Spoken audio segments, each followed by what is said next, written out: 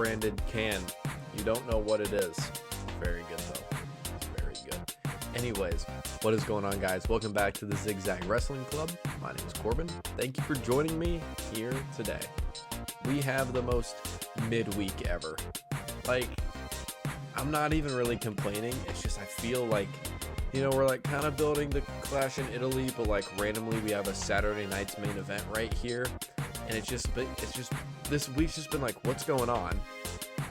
And then like we have Raw, which last night's Raw was incredible in my opinion, and I don't really even have that much to talk about WWE wise because it's been pretty stagnant. Like, it's like, yeah, we already know, you know, who's going to be on that card and who's building up for the Clash in Paris card and all this stuff. So we're a little stagnant at the moment, but we did just get something quite interesting on Monday Night Raw. If you guys paid attention, we will talk about that in a little bit. Along with that, a little bit later, we will be talking about the Saturday night's main event predictions. I'm saving that to the end. You know, we're going to throw in some fun questions because just only talking about WWE does get a bit boring. I like to switch things up a little bit. If you guys want to ask me any questions, do me a favor, drop them down below. I have switched. So if you watch on Spotify, you can now see me. Hi, this is me. If you've never looked at my YouTube channel before, which shame on you. Shame on you. You should be watching my YouTube all the time because I post quality content. I don't know if I can show the brand or not. I really forget how that works, but it doesn't really matter. Look, I got my flag set up in the back and everything, so we are officially good to go. I got a new keyboard as well. I don't know if you guys can hear it, but I don't know if you can hear that because the mic blocks a lot of sound because it's all fancy, but it's like a very creamy sound. That's what the keyboard community calls it. I wanted to actually spend time and spend money trying to find one that would work for me. Luckily, my friend Jace, shout out Jace, one night he was like, hey, I just found this one that I think you'd really like. It's like a 75% keyboard. It's got good noise. It's got RGB. It's got whatever. I was like, cool. Tell me if you like it. He actually ordered one for himself, and whenever he got it in, he was like, dude, you need to buy this. And I was like, W. Started work. I started last week, but you know, I'm in the midst of many projects at my work, and after my first paycheck, this was the first thing I bought, along with this pretty sweet mat. I would take a video, but I don't feel like it. And this is a podcast. It doesn't matter. The mat is green. That's what you have to do in podcasts, is describe things. The keyboard is cool. That's me describing it. Anyways, I'm going to go ahead and shut up. I'm going to hop into SmackDown from Friday night. Before I do that, do me a favor. Go down below. Like, subscribe. I don't know. Leave a rating on Spotify if you're watching this, because that's what I switched to. I switched off the thing that I was using before because I ran out of my free trial, and it was like, pay $100. And I was like, no. So we're switching over to Spotify for creators. I do have less output there, but I do get Spotify. I do get Apple Music. Pretty sure. Got to check on that. Got to make sure everything runs smoothly. So if someone's getting like screwed out of seeing this, I'm sorry. Just watch on my YouTube. So, or listen on YouTube. So, hopping into SmackDown, we got Trick and Yachty kicking it off, and then we got Kit and The Miz, and they're back in the mix. What's going on? Trick and Yachty, Kit and The Miz. These are like my two favorite duos right now over on SmackDown. They're colliding a little bit, which I gotta be honest, kind of hyped for. I was dying this entire section. The segment itself, just like having like the slam poetry versus Yachty rapping, the whole you have massive ball. Well, you don't have massive balls. Miz has tiny balls is what the fans started cheering. We're gonna start that up again, and Kit Wilson turns to him. He's like, no, you have massive balls. Fantastic. And of course, Trick Willie's mama was in the front row. So the Miz says, I'm going to beat your ass in front of your mama. It's harsh, dude. But the whole segment, like, this is like a pairing I didn't know I needed, especially to have a little Yachty in the mix. And of course, I've been very vocal about my opinions on Kit and the Miz ever since they've kind of linked up. I think what they're doing is it's just magic. It is absolutely magical what they've been doing. And I'm excited to see what they do in the future. But that, of course, leads to Trick versus The Miz, and they put on a banger. A banger. And then, of course, we get the little Yachty cameo. See what I did there? I said little Yachty cameo. He throws Kid over the table. Kid sells it like $1,000,000. Trick ends up getting the win. But dude, I I loved it. The match was great. The Miz always finds a way to show out whenever he needs to. And he shows out in every single match. And dude, they just look so clean together. Like it was so crazy to me. I'm like, this is the match that kicked off SmackDown. And I think that's kind of the theme here, because once we get over to Raw, I got some opinions on the very first match of Raw because it was incredible.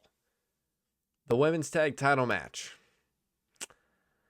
Who over on SmackDown? Yeah, I'm gonna talk about them twice on this list, or I can maybe just lump it all into one thing. Here's what I think. I think that this nostalgia tour needs to end. Paige and Brie have done a fine job. We had a cool return pop. They won the titles. They've had some defenses. That is cool.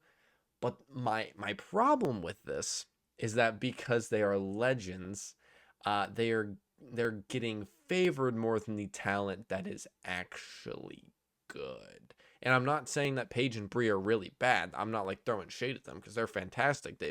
They've shaped the women's division, but Raquel Rodriguez and Roxanne Perez are both miles better in today's era than they are.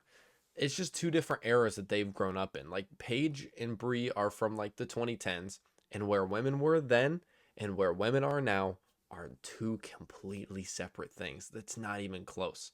How many girls were doing moonsaults and flipping RKOs and like, I mean, I could just go on forever. You weren't seeing that back in 2010. In 2010, Nikki Bella had her finisher called the Rack Attack. Are we kidding? And it's doing exactly what you think it would be doing if you don't know what I'm talking about. It's just like, really? But these are just two different eras where these people have come from. And I think what sucks is there's talent on the roster. Like, definitely Bayley and Lyra, who I thought should have won it at WrestleMania. Their talent is just through the roof. And Bayley is a legend as well, but she's, of course, working with a young Lyra Valkyrie. And I just thought it would be cool if we could hand over the titles to these people who are kind of the workhorses at the moment. I'm just really sick of seeing them because all of their matches are just so mediocre, and it's like I'm saying, it's not even really their fault. They just don't know any better. I think if these two went away for a few months and trained with these girls that understand the new age women's wrestling a little bit better, I think it would be fantastic to have them back because I like them both. I really do like them both, and I want them both to succeed. But I don't want them taking opportunities away from the better talent. But anyways, we get Kiana and Julia going against them on SmackDown, and here's what I'll say. Julia, of course, fantastic. She's so good, and she did a great job throughout this match. Kiana James absolutely carried, and you cannot sit there and convince me otherwise. Paige and Brie got absolutely carried by this group of Kiana and Julia, and especially Kiana, like I just said, because Kiana took literally every bump. I swear, she took every bump. She took finishers. She was in and out, breaking up tags. She was just doing everything you would see out of a veteran superstar, and she was doing it to, absolute perfection and finesse. And this is what sucks about Kiana James. Is her in-ring is so fantastic. Her look is so fantastic. Take that how you will. She just needs like a new theme song. Hold on. First of all, she needs a new theme song. It is terrible. It's not as bad as like Liv Morgan's Trouble, Trouble. That's me. So terrible. But like her theme song sucks. Her her character's good. She's kind of just like a bratty Karen-ish type person, but also kind of means business. I don't really know what her gimmick down at NXT was from the looks of it. Like, do not shoot me if this is wrong, because I might be totally wrong, because this is just off of like stuff I saw, stuff like, just from what I see. Is she like was she supposed to be a lawyer or something like that? Like, she comes out and there's like helicopters flying around the back of her, and also it's CGI helicopters, and they are terrible. They are terrible. I'm all for bringing back Titantrons, but just use video of like your moves and you hitting people. Don't edit in a CGI helicopter. No, don't do that. So like her entrance needs work. Like this is all a WWE problem. This isn't even a Kiana problem, because her in-ring and the stuff she does. I think the stuff on her on the mic is great. Like, she's playing as this kind of translator between Julia and what's going on, and their pairing works incredibly well. I don't know why. I literally think this is one of those things where they're like, yeah, we low-key need to make them a tag team kind of thing. Yeah, you're Japanese and you don't speak Japanese. Yeah, we'll throw them together. That's literally what they did. But these two are so good, they are making it work, and it's spectacular, and I'm really enjoying it. So that's all that matters. And I just think that if Kiana were to get a rework on the theme, on like, I don't, not her character, but just like, it's mostly her theme and her entrance that I don't like, and her finisher. And her finisher is horrific, which I have made very clear. So if they can kind of like switch a little bit of that up, I think we got a real star here in Kiana James. And along with that, if you like kind of transferred her a little bit, and then you got Julia, and Julia's great, you bring them together, that's a really strong tag team that we could put the titles on. That's all I'm saying. Chelsea Green is back. Praise God. Get her in the ring immediately. Get her on every pay-per-view. She's, like, in my opinion, she's just like filling this void that has been missing in the women's division. Like, whenever Seth gets hurt and he's out for months on end, I sit there every Raw and I'm just like, yeah, this is really missing something. Oh, this is missing the anti-hero. This is missing the little bit of aura that we need, a little extra on top of Roman's now that he's back. I mean, geez. But with Chelsea missing, you don't have that like lovable, Karen, hateable, like should be hated, but it is loved by everyone. Like, you're missing that. Like, heavy missing that, because there's no one else to fill that like comedic butt of the joke kind of character, and it's a void. It is an absolute void. And her coming back, thank goodness. Of course we didn't get to see her in the ring. She was just in a backstage segment. Hopefully all of her surgeries and stuff went well. She seemed to be looking great, so I hope she can continue whenever she's officially cleared. I don't know her status, but can we just have Chelsea win Money in the Bank? I mean, that would be fantastic. Let's just have her keep losing on repeat. Let's have her do the Dolph Ziggler 2011 Money in the Bank cash-in, where he goes up and he loses every single match going into Money in the Bank, wins the Money in the Bank, and loses every other match after, unless it was for the Money in the Bank briefcase. Let's do that kind of thing with Chelsea Green, because it would work very well. And then, of course, guess what it leads to?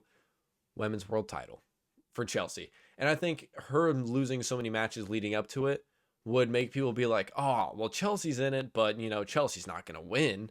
And then we're going to get kind of this like underdog upset type thing in Money in the Bank. And that's what I want, because that'd be really sick. So super excited. Chelsea's back. Chelsea Glazer. Like, she might even go on my next flag. I think she almost like might have to, because she's one of my favorites. Definitely in the women's division, she's my favorite. So thank goodness she's back. Let's talk about some conspiracy theories. Moving away from WWE for a hot sec, I want to talk to you guys about this conspiracy theory I heard today. So at work, got my headphones on, and I'm listening to this podcast and they're talking about conspiracies and they're like kind of making fun of certain ones. Here's one that they talked about. Now, this isn't necessarily true, but I thought it was funny that it was even considered a conspiracy. There's a theory out there. It's called the Aladdin theory. Aladdin, of course, from Disney. And there were rumors that Disney had in Aladdin's contract, like the character who plays him at the park, they had him be the only character that could physically harm somebody if needed. So, like, you know, someone comes in there like with a knife who starts like stabbing people or something crazy. The only person like in character that's allowed to just go ham on this dude is Aladdin. And there was like some leaked contract thing like like 5 years ago, but like ended up being fake. But I just want you to like compartmentalize, I think that's how you say it, this with me. I have a fun new challenge. This is like a little side note. I'm gonna try to sneak in this word that's on my front of my phone. It's like they're supposed to be like fancy purple words, as I like to call them, little fancy words. This one's called amity, a friendly relationship between people. If I ever met Chelsea Green, we would be amity. I don't know if that's right, but anyway, sorry, that distracted me. The Aladdin theory. That's what I was talking about. I want you to imagine this. You go into Disney Park.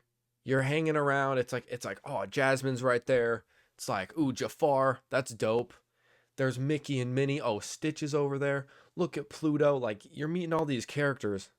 Some dude comes in, knife. Everyone's freaking out. They're running towards the doors. And dude's running up to you with the knife in hand. And all of a sudden, swinging off of a rope, jumps onto this magic carpet, flies down, jumps off, backflip, lands with a sword, is just Aladdin, getting ready to just take this guy out. Now, if I'm being for real, if they were smart, Aladdin's got those baggy pants. You can pack something in there. You can pack a little 1911. You can do something like that, and he could really take the person out. He could, or I guess he could have like birdshot and just pepper him if he really wants to. But all I'm saying is, if you just think about the scenario where it's like Mickey and Minnie are just gonna run away, you know, Pluto and Goofy are just gonna full sprint out of there, and you just have the dude playing Aladdin as just like another vicious form of security. Like it's like, all right, dude, let's get the security up here. We got the guy in Sector 12. Dude just comes on the radio, just like, I'll take care of it. You're just like, who the hell? And you just see this dude with a sword just come in and just take the dude out. That would be sick. Disney needs to actually do this. Another character that should be able to, like actually, you know, take people out if need be, Stitch and Darth Vader. Those are, and Chewbacca. Throw Chewbacca in there as well. Because that would be tough. Same scenarios, you can just play them off differently in your head. I just think this whole scenario was very funny whenever I learned about this. Next one's the Bermuda Triangle. So the only reason I have this on here is because whenever I was little, I remember reading about the Bermuda Triangle, and, you know, it's like, oh, these ships disappeared, and there are these animals that are there, and whatever. I thought this was going to, like, affect my life. I thought, like, some point in my life, it was like, okay, we're traveling by the Bermuda Triangle. Our plane's going to fly within a mile of it. Like, everybody start praying up. Who just goes to the Bermuda Triangle? I think you can just go, like, I think you can just go there, and it's not even anything that weird. So I don't know what's going on with the Bermuda Triangle, but just know, like, whenever I was younger, I was like, dude, this is gonna affect my life like crazy. It didn't. Last one's aliens. I think I've said this on here before, but I don't really remember. I think aliens are on this planet as we speak. Potentially, I'm an alien. Gotta think. You don't even know. Could just be an alien that looks like a human. I do look kind of goofy, so you gotta think about it. But aliens, there's so much of the earth we haven't like uncovered, especially like down in the ocean. I mean, oceans is the main thing I'm talking about. We've explored like, I don't know what it is. Don't shoot me if this is the wrong number, but like 3% of the ocean or something crazy like that. Like there's definitely aliens living down there. It's like psh, they ain't ever gonna find us. There's like 1,000, 10,000 meters down in the water. It's like with like big bases just loaded up like it's Subnautica. Like yeah, there's gotta be aliens out there, right? And also another thing is I think they probably flew down here and they were like, this might be the stupidest species that we've ever seen. His name's like Glork Glork. He's like doing some random stuff. He's like, yeah, I'll help build the pyramids. And then they just left. I think that's it.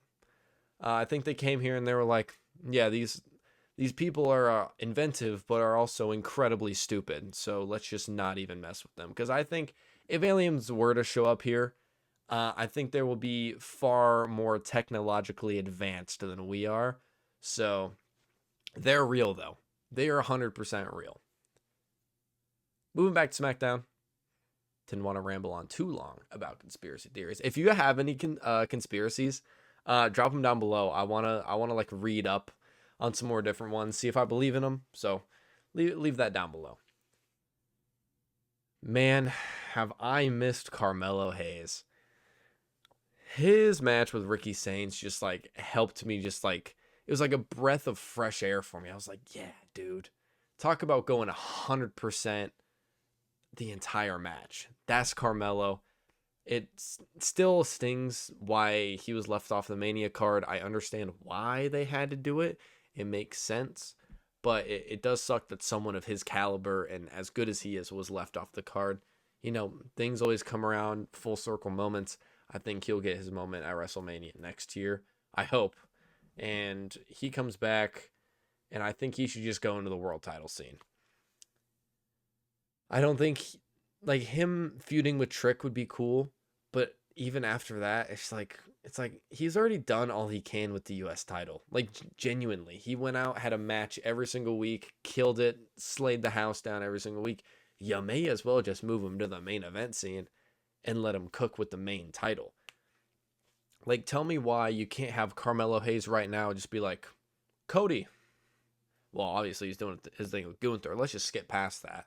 Just be like, Cody, you and me, let's just have a match.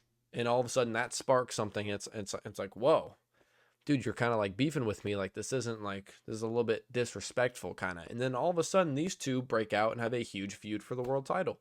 I'm not saying he's got to win it this year. I'm not saying he should be a 28-time world champ in 4 years. I'm not saying he should hold the belt for 1,870 days or whatever Roman Reigns' was. Just saying that if he were to win the world title or just be involved in the scene at least a little bit, everybody would deeply enjoy it. I was extremely shocked during I believe it was a women's, it was a triple, it was a, not triple, a trios match, but it's not a trios match. I got that from the El Grande match. BFAB and Michin looked very good in this match. And that's not more for Michin because I already know Michin is so damn good.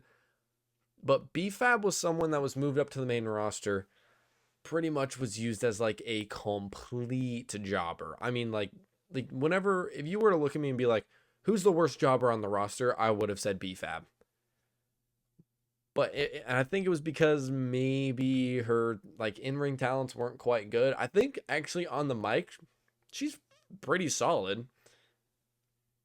What they're doing off screen with her must be working, because I was sitting there during the match, I was like, did they just like stick like a red hair on someone else and they're just in there wrestling? No, it was BFAB. And she killed it. Like they both, her and Michin, just look so tuned in, and I had like never seen that side of them really. I have from Michin just because she's done a lot in the WWE, but them together, I was like, okay, they're actually building up a competent faction for us to look out for. It's like, I can rock with this. I hope they keep that training going, and they can just like keep getting better, because I was actually fairly entertained by them too. This this is a hot take. For my next thing, I don't understand the hype between not between behind Royce Keys. I don't understand the hype, and I don't understand the push. Explain to me why he just skipped over the US title scene and is immediately feuding with, like, kind of feuding with like Gunther, and was gonna fight Cody, and is involved like with this Jacob and MFT thing. Like I understand people really like him, and he's jacked. That's cool. But like what? Like, what's his character? Someone want to explain that to me? If you can explain what his character is, just drop it. Just drop it down below. I like, seriously, I want to know. Because what I'm getting so far is, I'm big man fight people. And if you know me, I hate those kind of characters. People who are just so just like one-sided. You got to have some depth to your character, and then the best ones rope their character into their matches and can kind of play off that with the audience. This guy is just like, I'm going to show up and I'm going to win the Memorial Battle Royal. It's like, cool. Why? Because I still don't get it. He's good. He's great in the ring. I'm not hating on him for that. But it's just like every backstage segment, he's just like, man, where we come from is how we're built. And it's like, yeah. Why? Like, why has that built you up? I don't understand the appeal. And everybody loves him. Everybody loves him. And I'm just like, he's fine. He's totally fine.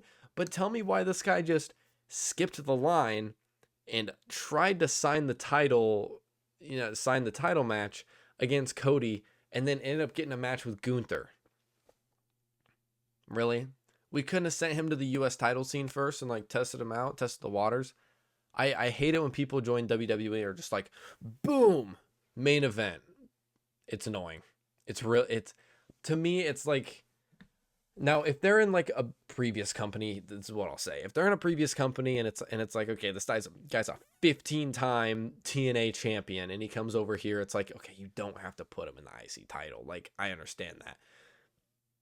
People like Oba, you're not even putting him in the main event because you're waiting. You're like, okay, let's have him do these open challenges. He's going to fight Brock Lesnar. He's going to get some really huge wins. We're going to build him to be like an absolute beast and a savage.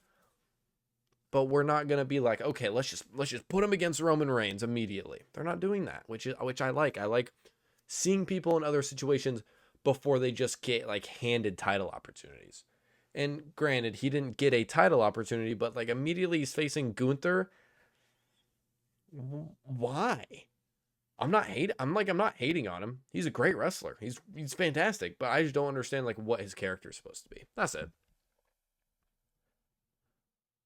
What's a moment where something went completely wrong at first, but ended up becoming one of your favorite memories? Ooh. I got a lot of these. The first one, honestly, that comes to my head, I'll probably just do one. The one that comes to my head, it was a late night. It was me and my two best friends, Jake and Caleb, and we go to a McDonald's.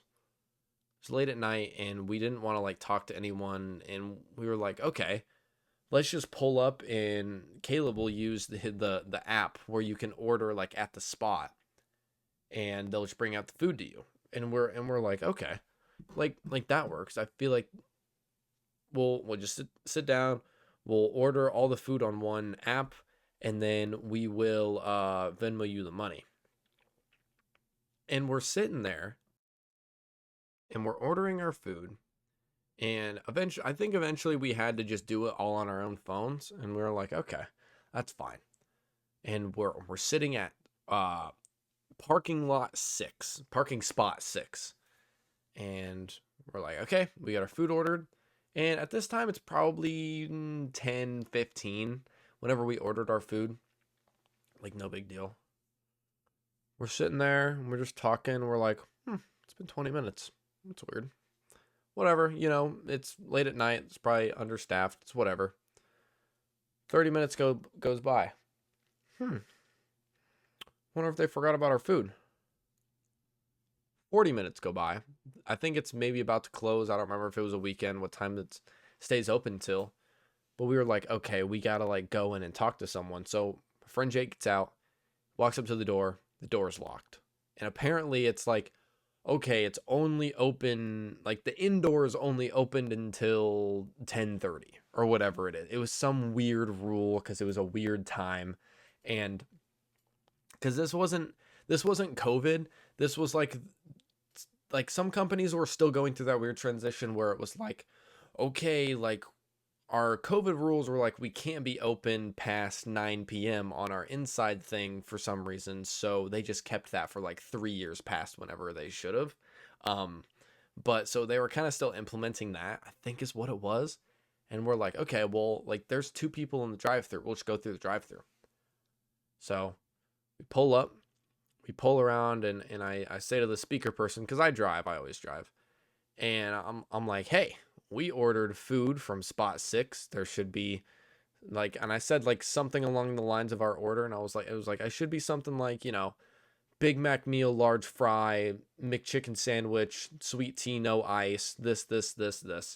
Kind of just explained some of our order because we had already kind of talked about it. And the lady was like, oh gosh, like we must have just not have made it. And of course we're like, oh, like, okay, like it's cool.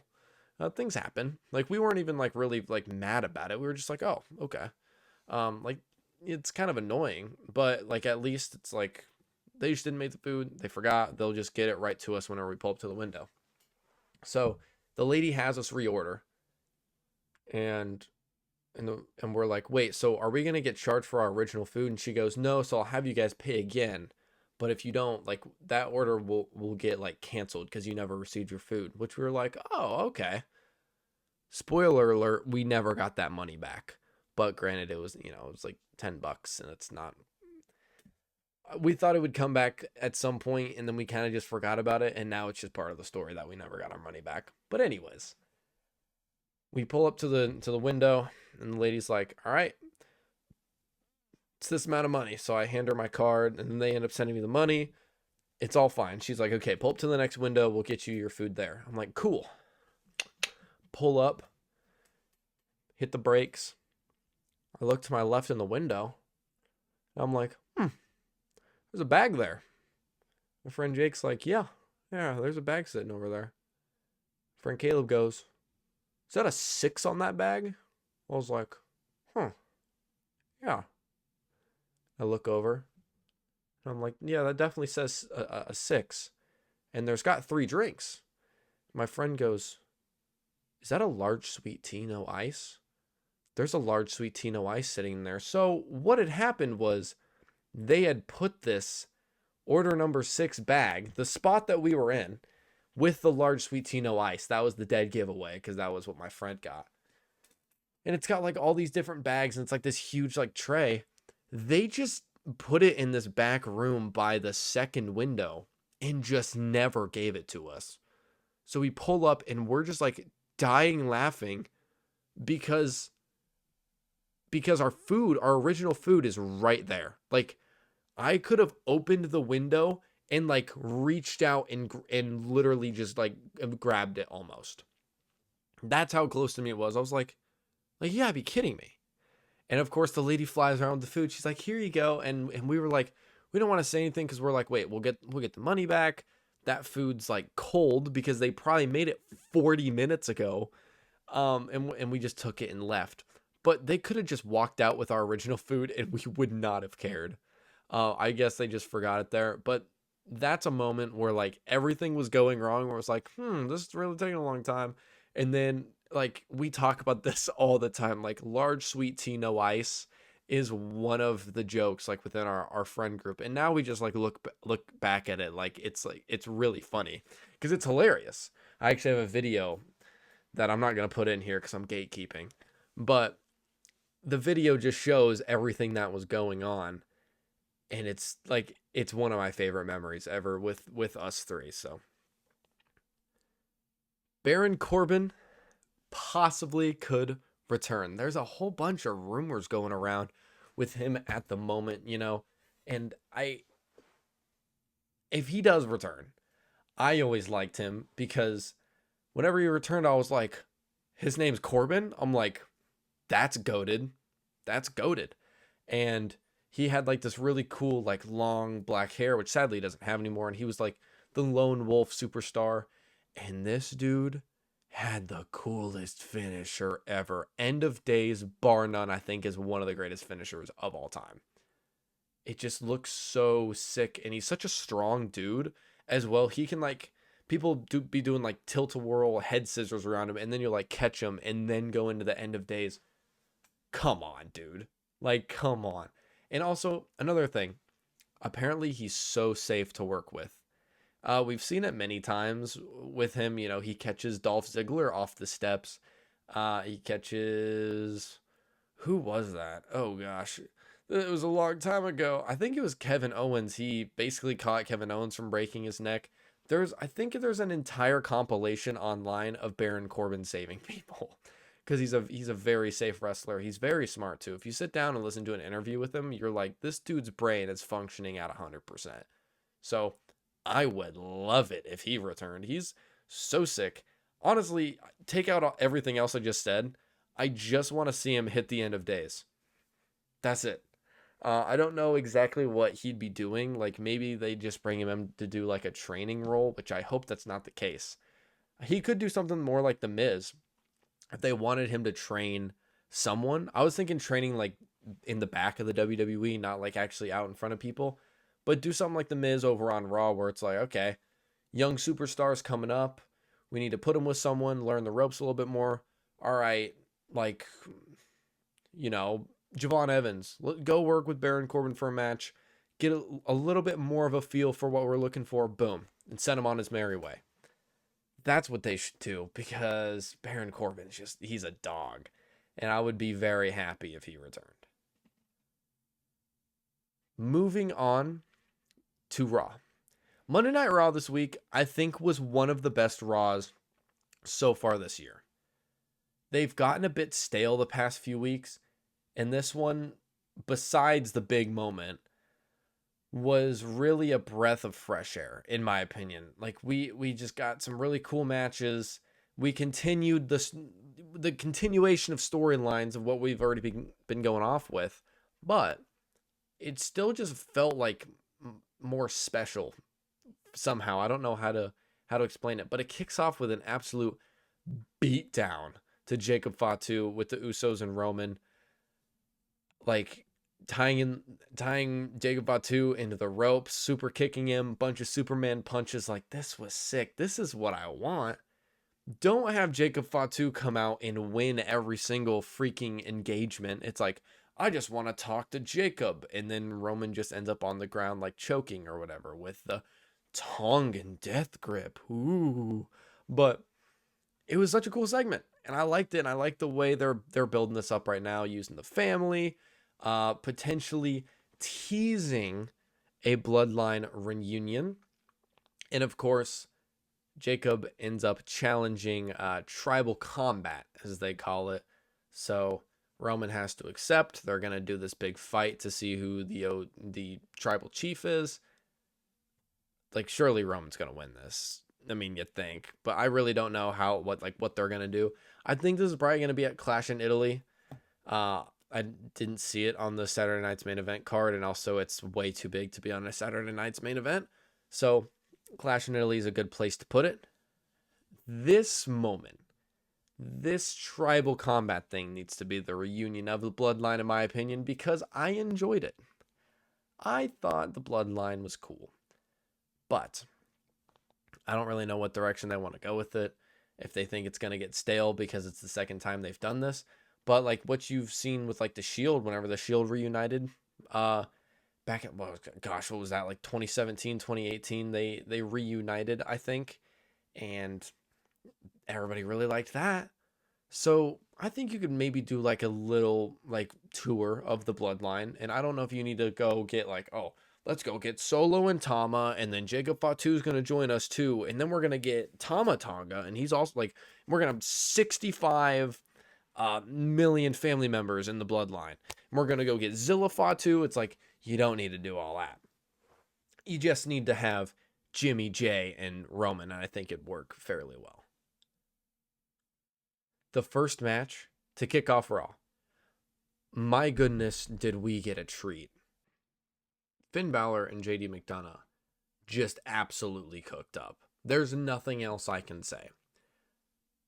Borderline, I think this is my favorite match of the year so far. I think it's like the IC title match, of course, is like my favorite match of the year so far, just because of how spectacular it was. By the way, also involving JD McDonough, which further proves that he is a super underrated superstar right now and deserves a push, please.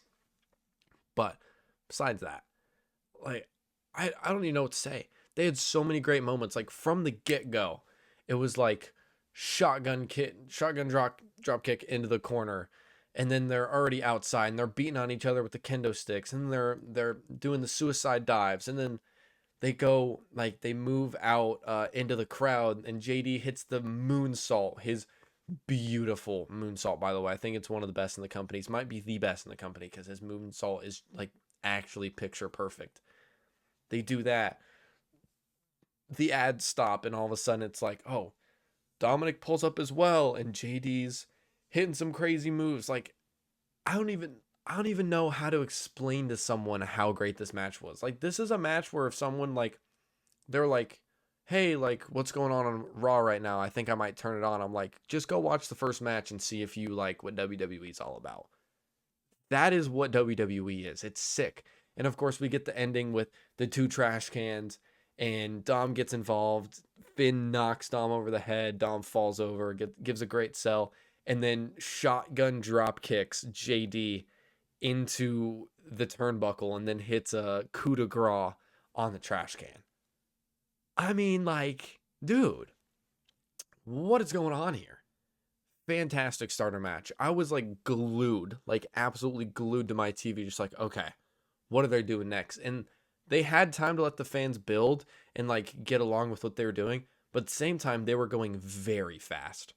I thought it was great. The Trios Tornado Tag match was freaking fire. We are 2 for 2 right now over on Raw for the matches, because we got Brudio and Julio, which people are like, who are these guys? Like, we've never seen them before. They kind of look like the Creed brothers. By the way, they're not. It's Brudio and Julio, and they've been good for a very long time. But this is what I've been saying. There are tag teams out there that deserve title opportunities and deserve to be in the mix more than just 2 teams at a time.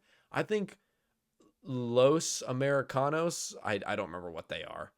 But Brudio and Julio, I think, deserve a shot at the tag titles. And so does Los Americanos, as in Bravo and Rayo Americano.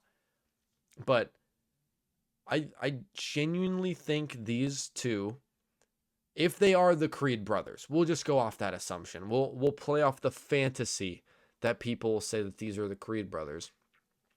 I think they're a more entertaining tag team than the champs we've had in the past 2 years. And I'm gonna die on that. Now, you can throw some down below, and it's like, but remember when the Usos won it and defended it one time? It was fantastic. Besides the obvious, AJ Lee and Dragon Styles. AJ Lee is what people like to call it. Besides them, I think they're more entertaining than the tag champs we've had in the past 2 years. I can't think of one where, and I'm talking about Raw tag teams.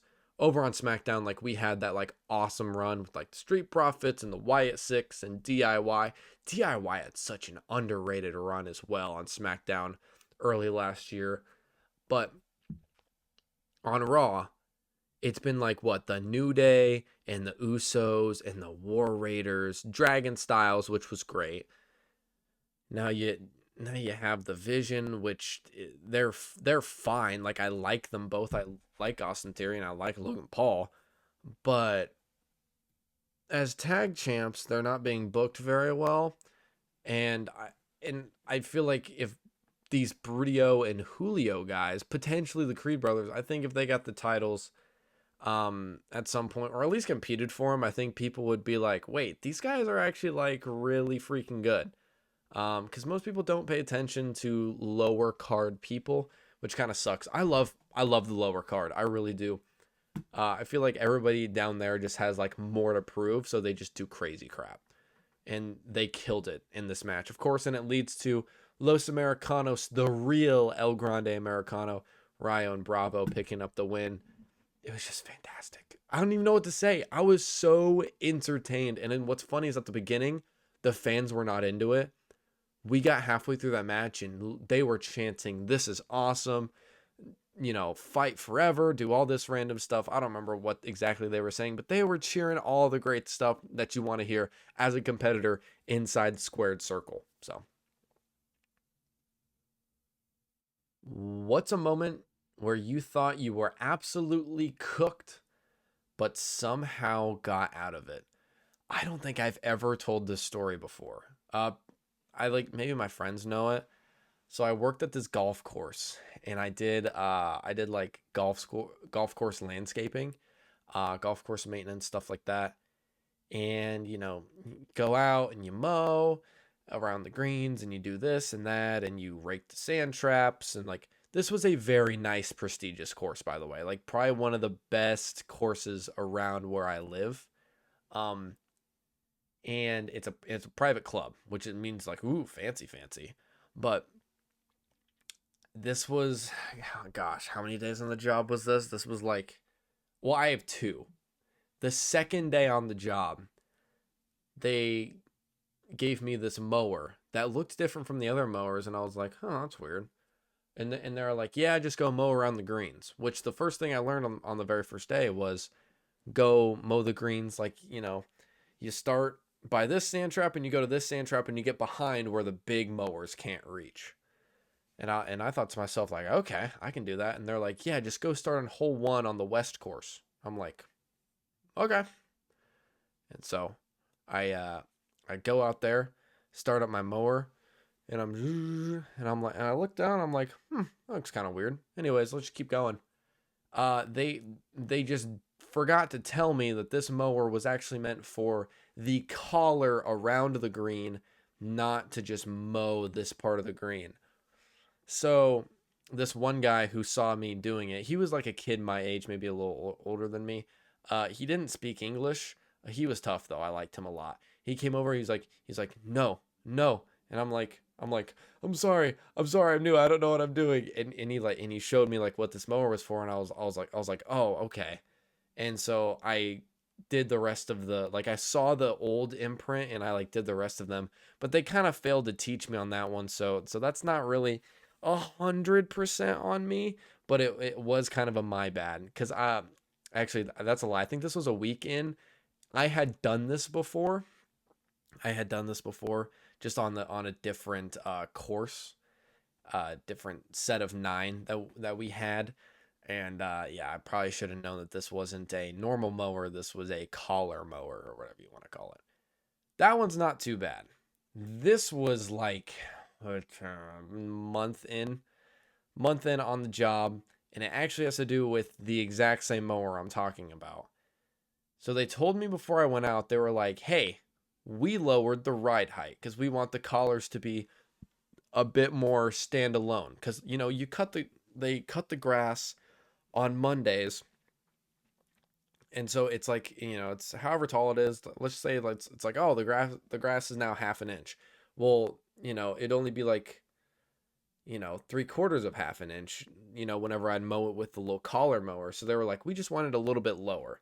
So they changed the setting, did whatever, and I'm just like mowing my merry way. And I remember something my manager told me before I went out, and he goes, hey, there are sprinklers that are around that are popped up. Make sure you push them into the ground before you mow over them. I just completely forgot about that. So I'm on hole 7 on this one course, and I'm just shrugging away. I'm listening to like Don Tolliver or something, and I just hear this loud underneath the mower, and I was like, what the hell is that? And then all of a sudden I get like halfway impaled by a piece of plastic or whatever it was, and I look down at my pants and I just see this little piece of plastic that was like, it wasn't in my leg. That's an exaggeration, but it was like just on the ground after it hit me, and I was like, huh, that's weird. And I finished driving over it, and I just took out the sprinkler. I destroyed the cover, I destroyed the sprinkler, I absolutely mossed all of it.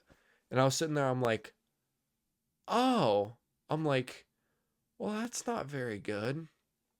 And I'm like, oh my gosh, I just totally just like, this is huge. Like I totally just destroyed something. Um, and I didn't know what to say because again, I was only like a month in, and I was scared. I'm like, oh, I'm a month in, I'm still new, I'm still whatever.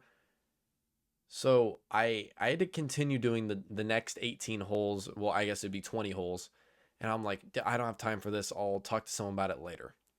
I clean up the pieces um, of what I could see because it had all sprayed down this hill. So it was just like down this hill, down there somewhere, all the pieces of the sprinkler and the cover and all this stuff. And I'm like, you know what? It's fine. I pick up what I can around me. I throw it in the golf cart with me, go along my merry way, and I forget about it. A few days later, they are talking about like the broken sprinkler, and I totally forgot about it.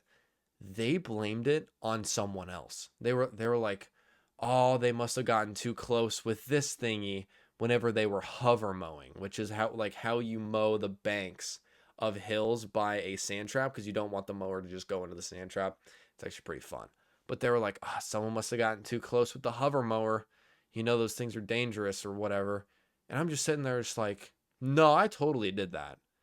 Now, granted, I never told anybody because I was like, if I tell someone, first of all, might lose a paycheck, and at the same time, might lose my job. So, never told a soul. To this day, it wasn't even that big. They just went and replaced the sprinkler and like cut down a pole and did whatever. Um, but yeah, to this day, I destroyed that sprinkler. I'm sorry. They're not listening, but I did it. So that's my what's a moment. What was it? What's a moment where you thought you were absolutely cooked but got out of it? I got out of it because I didn't come clean and no one accused. If someone were to have walked up to me and been like, "Hey, did you destroy the sprinkler head?" I would have been like, "Yeah," but no one said anything, and they got blamed on another guy. And it's not like he was fired or had to pay for it because I talked to the kid. Um, Granted, didn't tell him either. I was just like, that's weird. And it's funny because he was like, oh gosh, what was his name? His name was Gator. And Gator's just like, yeah, I don't think I did that, but like honestly, I don't really remember cuz he showed up stoned a lot. So, happens. He must have just not felt it whenever he destroyed the sprinkler system. Crazy guy. Anyways,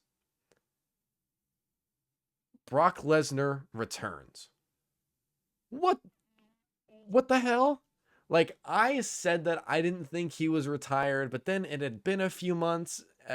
How long has it been since WrestleMania? Like a month and a half, whatever it's been. And I'm like, okay, I think we can move past this. Brock Lesnar's going to return to get, return to eventually face Gunther at SummerSlam. I'm like, okay, that fairy tale is over. And then I just see this beastly outline of this huge man just run across the back part of my screen. I'm like, huh, whoever's running up on Oba looks like Brock Lesnar. And then he gets closer and I'm like, oh, that's Brock Lesnar. And he, of course, gets him up, gives him like 40 F5s. It was fantastic. This is what I wanted because Oba, like the Oba Open Challenge was fun, but here's the problem. It doesn't build character. I talked about this last week. It doesn't build Oba's character, squashes the person he goes against a little bit. This is the best outcome for Obafemi at the moment. The Open Challenge being answered by Brock Lesnar. He's coming back for round 2. These two are going to go at it again. He's someone that will elevate Oba, help him learn a little bit more, have him in a fantastic feud that helps elevate his character even more and his strength even more. And we're going to get this at Clash in Italy, I believe. These two are going to run it back. It's going to be fantastic. It should probably main event, damn near.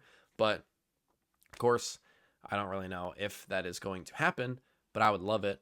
I think this could possibly lead to Gunther versus did I just move my camera with my foot?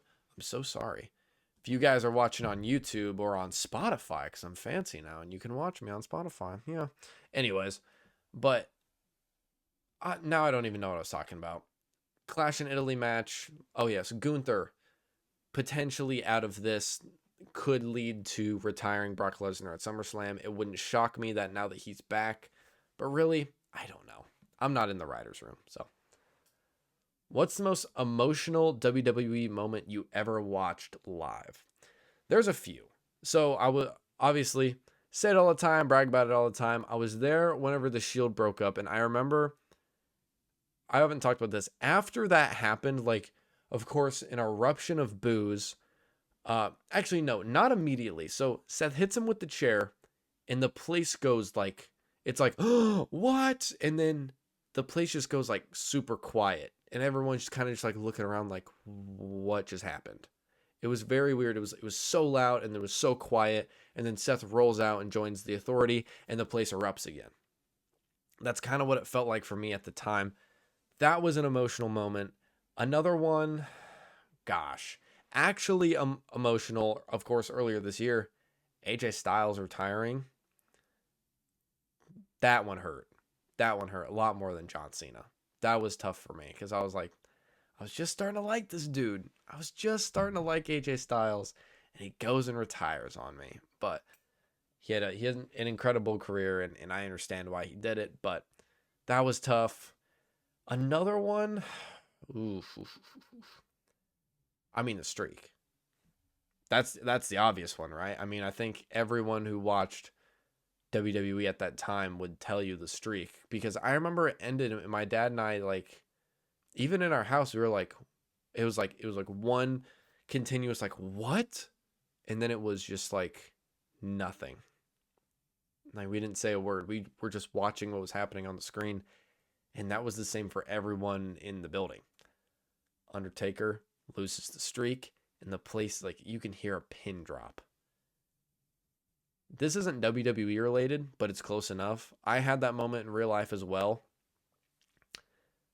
Tyrese Halliburton, who's a big WWE fan, he's my guy.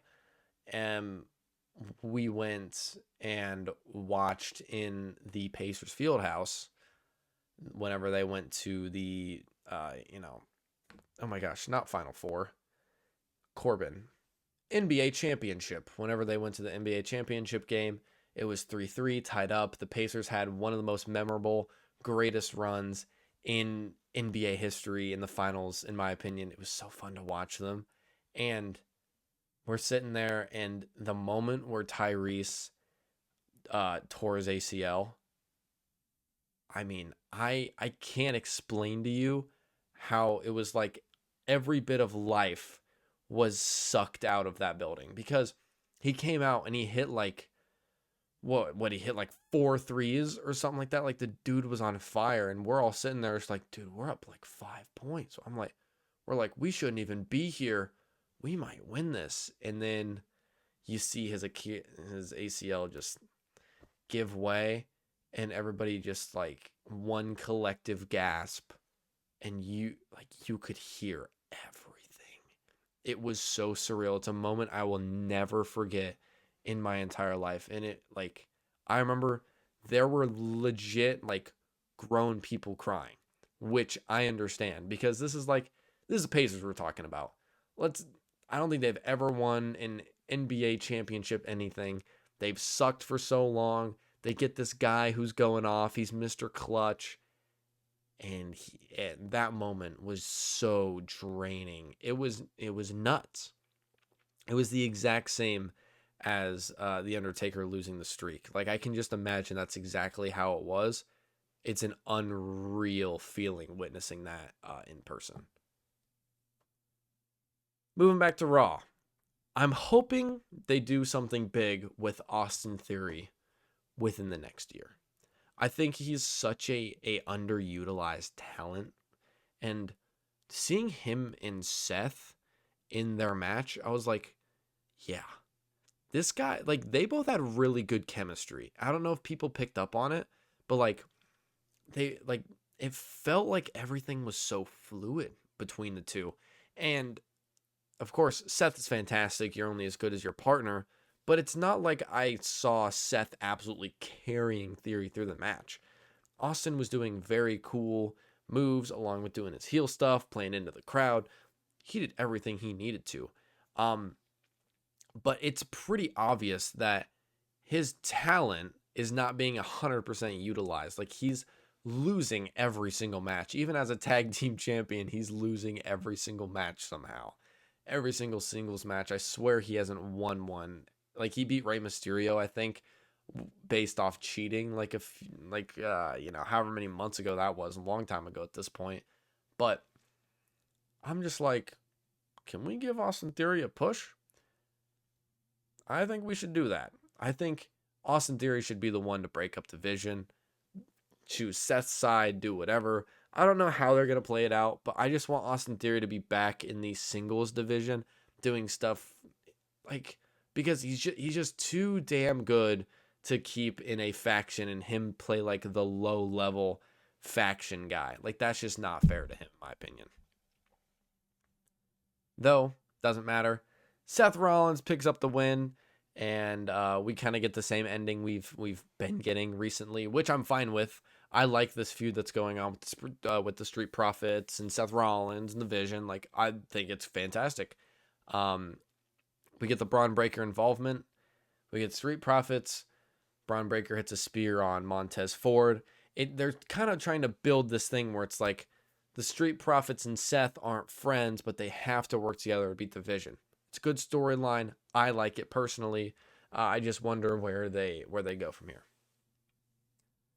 What's your funniest memory involving WWE, playing the games, watching with friends, going to an event, etc.? I have two. I have a IRL one, and I have a playing the game. The IRL one, I went to WrestlePalooza. My dad and I did. Becky Lynch and Seth Rollins, their entrance, so they got raised up on a lift and were like strapped in, and we're like sitting there as the fire went up next to them. So we watched Becky like walk up and like get on the thing. Oh my gosh, she was terrified. She was like, she kept like they got in, and she was like, no, it's fine. And she penciled up like this, and she was just like looking straight forward and not like, she was not messing with being up that high. And their rig that they had thrown together for them to stand on did not look that promising. And then of course lights come up, fire starts going off, all this stuff, and she's just like I don't know if it came across on TV, but she's just sitting there just like absolutely shaken. It was hilarious. Now I felt her pain and I felt her fear, because being up that high, like not entirely strapped in. I think they were like bungeed in the back, but even then I would be like, oh hell no, like, that sounds crazy. That was hilarious. Another one, playing the games. The first time, like, I used to play the WWE games back in the day. I had WWE 2K15. Oh, goated game. Anyways, I got 2K24. I had some friends coming over. I bought it one night because my friend Caleb, that I was actually just previously talking about, was like, do you not have a WWE game? Like, I think that'd be pretty fun. I was like, yeah, I'll download it. I'll buy it. Bought it, downloaded it. It was me, Caleb, my two other friends came over, and we sat down and we started playing this. By the way, none of us had, like, I haven't touched a WWE game in 10 years, basically. And they had never played it before either. So we go into a Money in the Bank ladder match. None of us ever played this game before, and we just start button mashing. And all of a sudden we get like the cool cutscenes where someone hits like a dragon screw cutter, and we're like, oh, or someone would like throw one of the persons like into the ladder on accident because we didn't know how to like throw and toss people yet. And we're like, oh, what the heck? And then all of a sudden, I think it was my friend Aiden. He gets his finisher, and all of a sudden just hits like a tombstone pile driver on my friend Devin. And like, we have no clue what's going on, The only reason we like knew that we could use the finishers was because you would just like hold right trigger and hit A. But other than that, we're just like randomly throwing punches, and then if you throw it in the right combo, you get like a finishing combo move where you hit like a step up Enzigiri, or maybe you set him up. That's another one. I accidentally put my friend like down on the bottom turnbuckle, and he was like laid down on the ground, and I held B and kicked him, and then all of a sudden it cut to a cutscene where I run across and I climb up and I hit a oh my gosh, not a drive by, a Shane McMahon move. Oh, Corbin, he hits the coast to coast.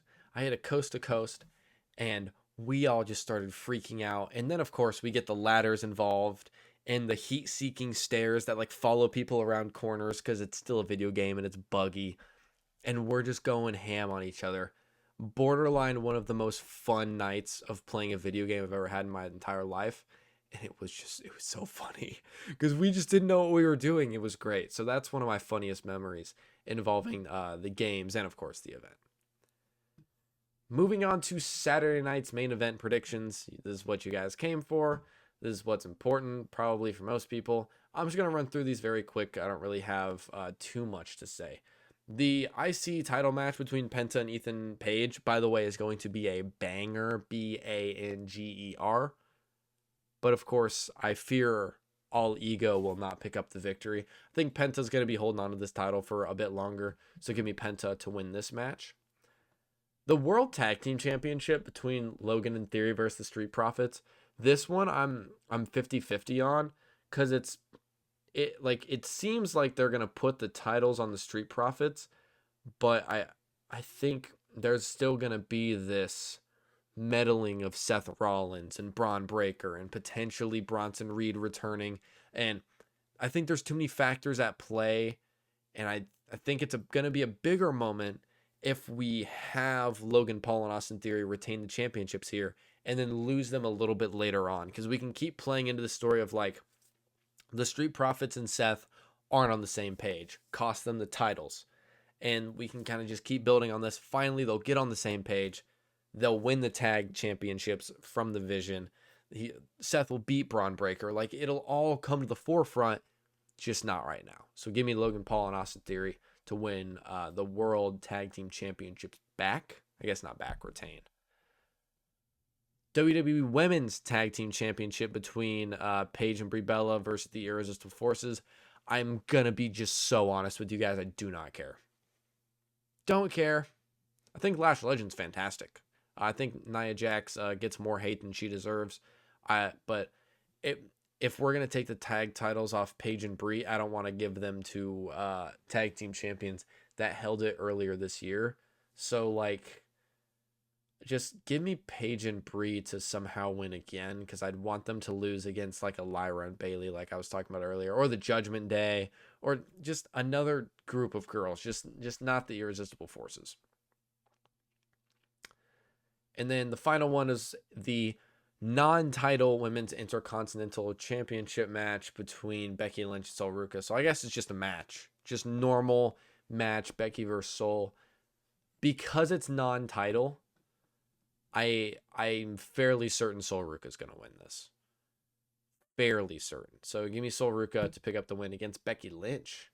I think that'll be a great showing. And then finally, we have Rhea, Charlotte Flair, and Alexa Bliss versus Jade Cargill, Michin, and B-Fab. I feel this is hard. I don't even know. This is another like 50-50.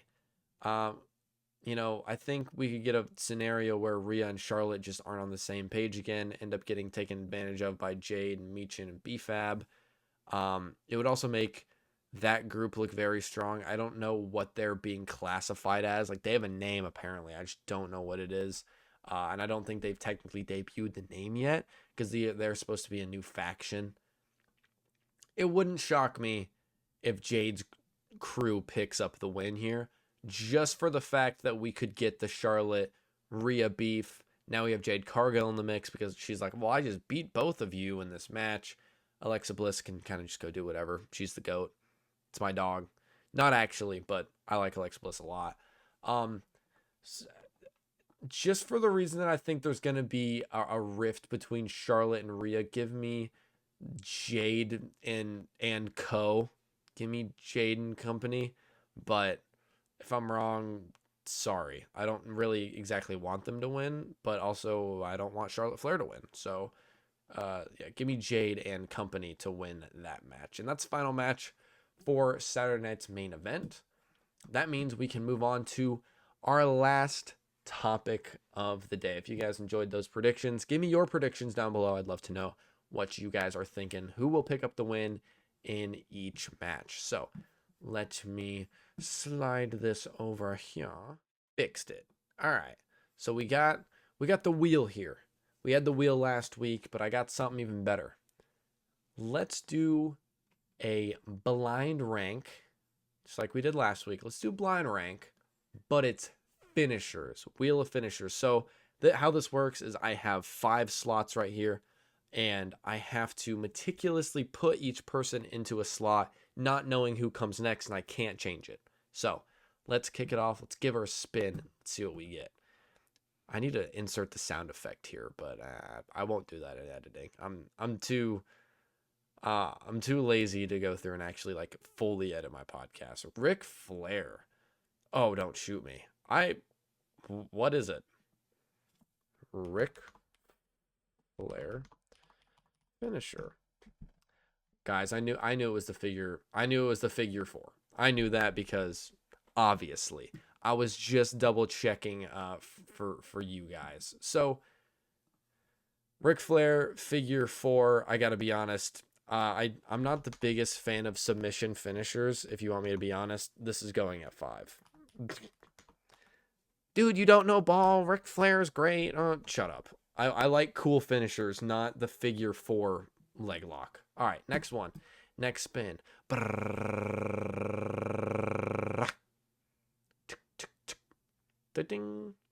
Cesaro. This is the neutralizer. This is a goofy looking finisher because it's like almost a Styles Clash, but it's not. He picks him up like from the crotch basically. It's fine. That's probably like my least favorite part of Cesaro is I was never the biggest fan of his finisher. He just had some amazing like flying uppercuts and stuff like that. So I'm honestly gonna put the neutralizer at 4. I do like it better than the figure 4 leg lock. So currently we're on the right track. What's the next spin? Let's see. Dun, dun, dun, dun, dun, dun, dun. Oh, please. Give daddy, please. Yes! Number 1. The zigzag to this day is my favorite finisher of all time. And here's why. It's because of the way Dolph makes it look. It's not the zigzag if you don't put that Dolph Ziggler pizzazz on it. It's just not the same. Like Miles Bourne's doing it. It's not the same. It doesn't hit quite right because of the way he like contorts his body and flails back and forth to get this person down.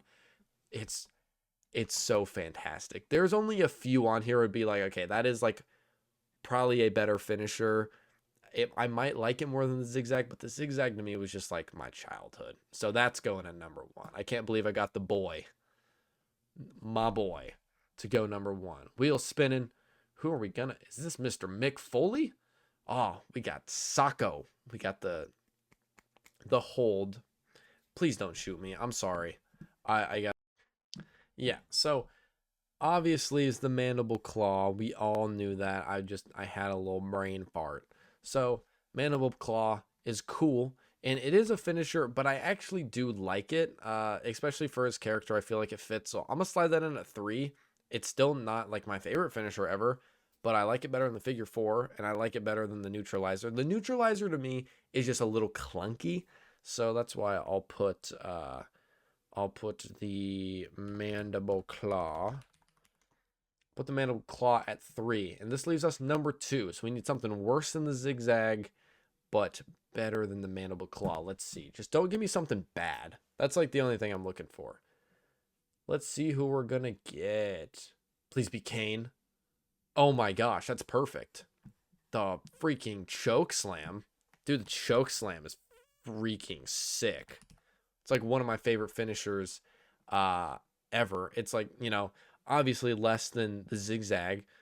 Just because it's like the big man moves aren't my cup of tea, but you can appreciate a Kane choke slam. So I think I killed it. I absolutely killed it. Last week I did so bad on the blind rank. This week I killed it. So at number 5, we have the figure 4. Sorry, I just don't like it.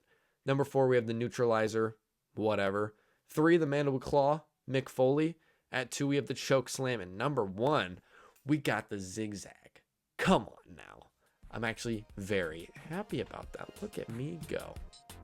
So, ladies and gentlemen, that is the final topic of today's video. This was very random. There wasn't really a lot to review and go over in the WWE week thus far. So of course, make sure to return back here next Tuesday. Well, I guess we'll be seeing this on Wednesday. So make sure you come back here next Wednesday. You can get some more insider reviews. Not very much an insider. I'm just a guy. I'm just some hick who likes to talk about WWE because it's fun. And I like to throw in some random questions because that's also fun.